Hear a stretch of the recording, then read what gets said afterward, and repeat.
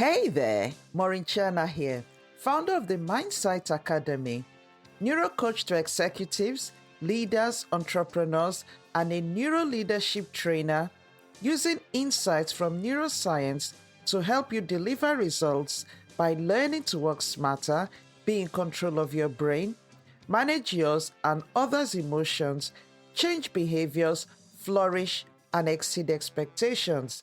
I am so excited to be back with another episode of Lead to Excel podcast. I hope you're having a lovely day.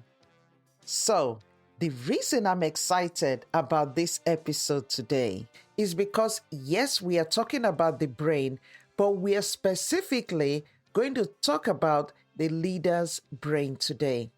So, without wasting any more time, grab your cup of coffee, tea, whatever that might be, put your feet up and listen in. Yes, so today we're going to be talking about how emotional intelligent leaders use their brain. As a leader, how do you know the right thing to do?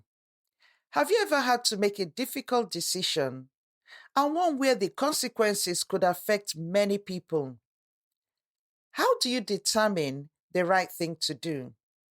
It's very important to develop the habit of making better and more effective decisions, even in difficult and uncertain circumstances.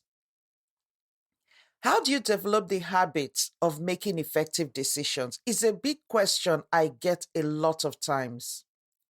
During stressful times and when working under pressure, leaders and managers and entrepreneurs need to be skilled to pay attention to and manage their emotional state, because this impacts directly on your capacity to focus your attention and make wise decisions. Recent research from neuroscience now shows us what actually happens inside the human brain.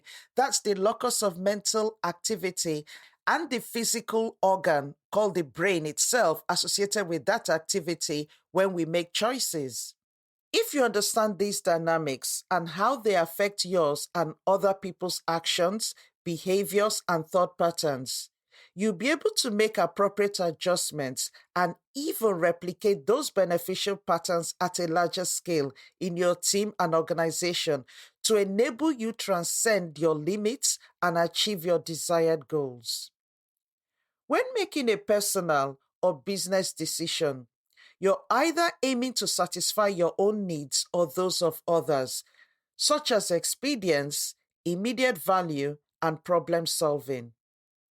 This activates your brain's fast low road pathway that passes the cortex, that's the thinking brain, and thereby can only provide the amygdala in our emotional brain with a crude representation of the stimulus or information being received. But when, on the other hand, you reflect on your deepest long term goals and how to achieve them, or when you reflect on what other people are thinking and what actions they are likely to take, this will trigger the brain's high road response.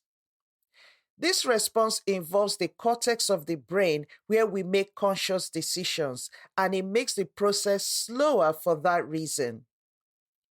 When you take the high road, you are listening to your conscious inner voice that focuses not just on your needs, desires, and success, but to the overall big picture. It enables you to take a dispassionate perspective on things.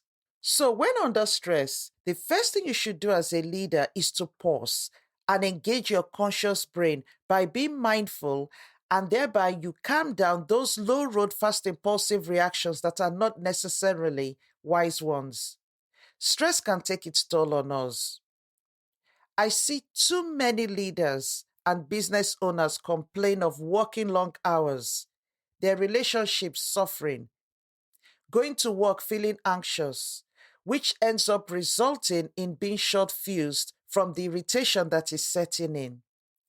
This affects your ability to achieve high performance, and if it goes on for a prolonged period of time, can result in people really getting overwhelmed, burned out, and suffering from panic and anxiety from fear of losing their job.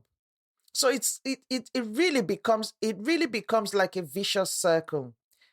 By engaging the high road of your mind, you will continually strengthen the associated brain circuits, and over time, this will give you a greater capacity for wise leadership that allows you to navigate your team and organization towards seemingly impossible goals.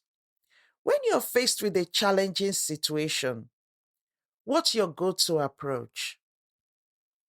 Do you default to what's familiar in order to muster confidence and make quick progress?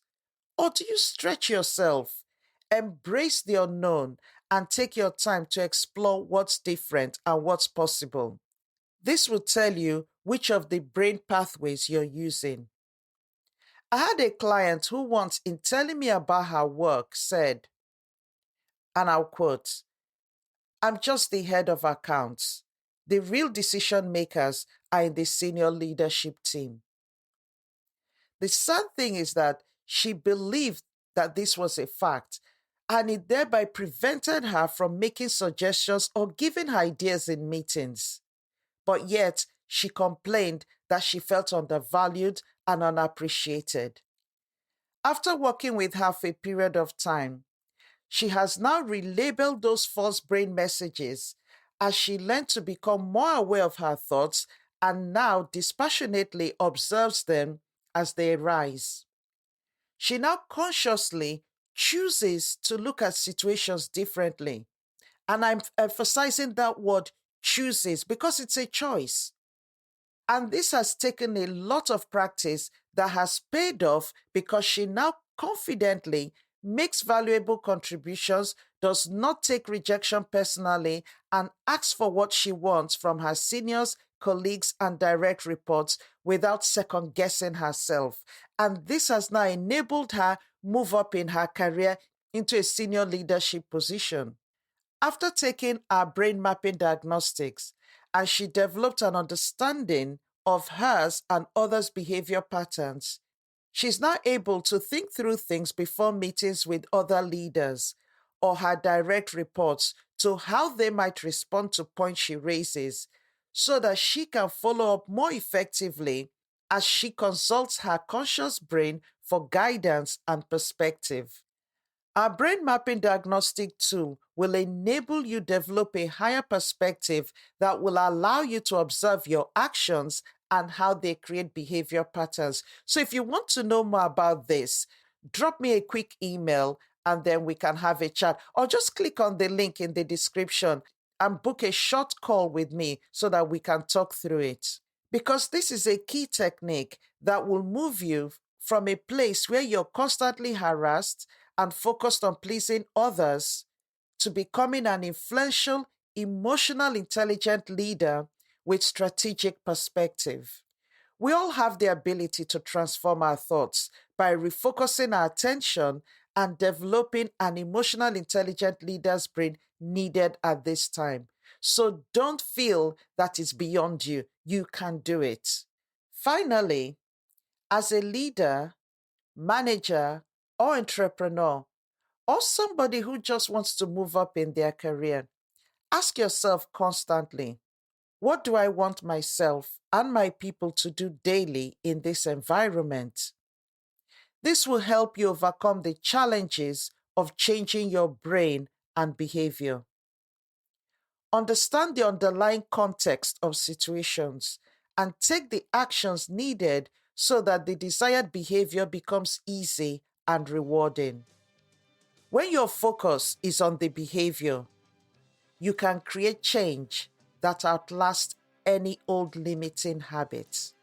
I really hope this podcast challenges you to take the appropriate action to develop an emotional, intelligent leader's brain.